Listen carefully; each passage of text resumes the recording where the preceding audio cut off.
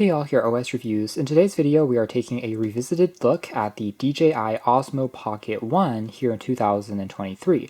This is a 3-axis gimbal stabilized camcorder that debuted at the end of 2018, so it's no longer the newest unit on the market. In fact, DJI themselves have released a follow-up, Osmo Pocket 2, that does have a slightly larger sensor size. However, the Pocket 1 does still have some benefits, including, first of all, a lower price point, sometimes as low as $100 to $150 depending on the condition of the camera. The original Pocket also has a more narrow field of view at 80 degrees compared to 93 degrees on the Pocket 2.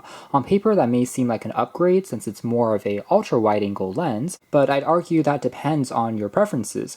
If you want something closer to an action camera in terms of capturing a lot more within one frame, then that's where the newer generation model might seem better. But if you want more of a conventional camera that doesn't really distort at the edges of the frame, then that's where the original Osmo Pocket may actually be beneficial. In general, I see this category as a modern-day equivalent to something like a flip camcorder, which were super popular before smartphone photography took off. However, vloggers may still find value in a separate unit like this because of the added stabilization, the robotic arms here, the 3-axis gimbal keeps your shot steady even as you're walking around. Image stabilization on smartphones, especially the majority using EIS, just can't rival the level of smoothness and stability. Second of all, this thing is a lot more compact and easy to grip in terms of the form factor, which is more discreet than holding out your phone and recording. Not to mention, if you want to have an equivalent setup with a separate gimbal attached onto your phone, the form factor becomes so much larger that it's not quite as convenient for travel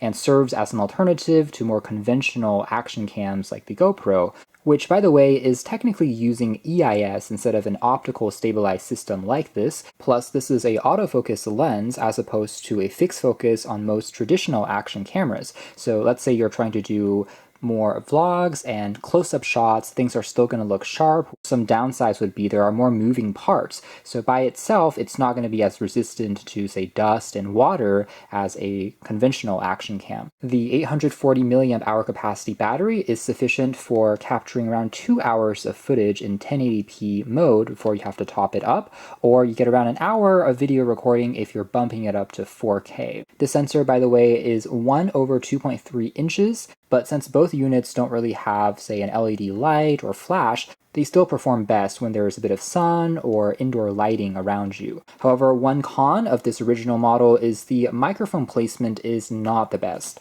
It is positioned on the rear next to the record key, where if you're actually gripping the thing in your hand, it's kind of easy to cover up that built-in microphone and result in kind of muffled audio. Thankfully, the Pocket does support external microphones that you can plug in via Type-C that will significantly improve the quality, as well as a power key that you can tap on for a few seconds to turn the unit on. It initializes in this boot up sequence, and otherwise it is a touchscreen display, although very small, almost postage stamp sized. It is surprisingly usable, and one other trick up its sleeve is housed in this section that it contains a smart connector pogo pin, in which you can actually flip over this included USB module to then plug into your smartphone and use the smartphone as a larger viewfinder if desired, although personally I think that kind of defeats the purpose of having such a small camera in the first place, but at least it does enable you to have that mode if you want to. And there's also a lightning adapter as well for iOS devices. This one here is for Type-C. The edge here also houses a micro SD card slot supporting up to 128 gigabytes, and then finally, again, that gimbal stabilized camera, which is kind of floating here, is constructed out of aluminum alloy. The presence of soft touch rubber makes it quite grippy and comfortable to hold, though the back here will get a little bit warmer once you start recording for longer than, say, 30 minutes or so, but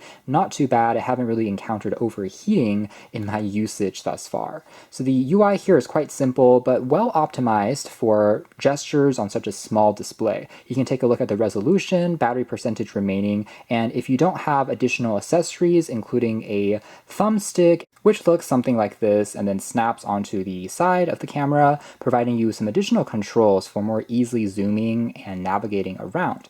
It's usually quite quick to lock into a subject and doesn't try to always constantly hunt and refocus, which is good as long as you have sufficient lighting around you.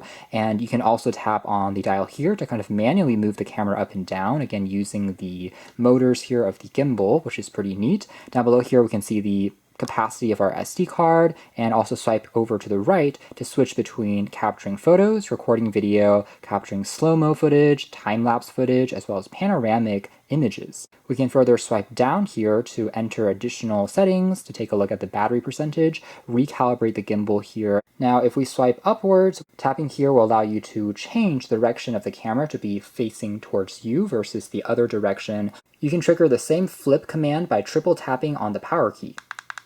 That also works quite well if you're trying to switch between, say, a vlog of yourself versus what is happening on the other side.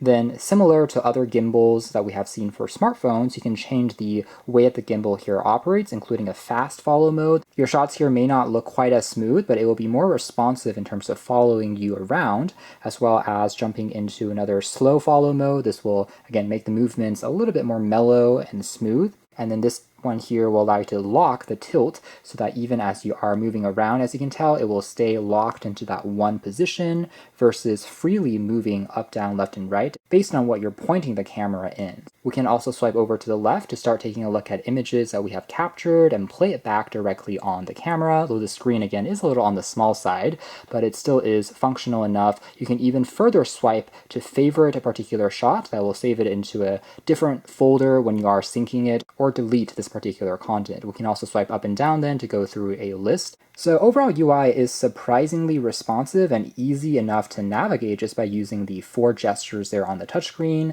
As for slight quirks, you'll notice that because of the Type-C placement at the bottom and this camera is so small, there is no traditional tripod or thread mount at the bottom. However, there are thankfully lots of third-party accessories that you can pick up because of the popularity of this unit, which is also designed to attach and hold a smartphone into place on this universal holder. It's quite steady and holds the position well, and at the bottom of this additional mount there will be a thread that you can use if wanting to capture time-lapse with the camera in one position. The included hardshell carrying case does allow you to charge the camera even when you have it popped into the casing. You can even leave the Type-C port fully revealed, close it up, and there's still a separate little adapter there that will fit snugly. So it's quite form-fitting. Now taking a quick look at the aforementioned connected mode, after which point the smartphone will again act as a larger viewfinder. And surprisingly, it's not bad in terms of ergonomics either. The camera still feels quite secure and has a bit of a grip as you are holding it.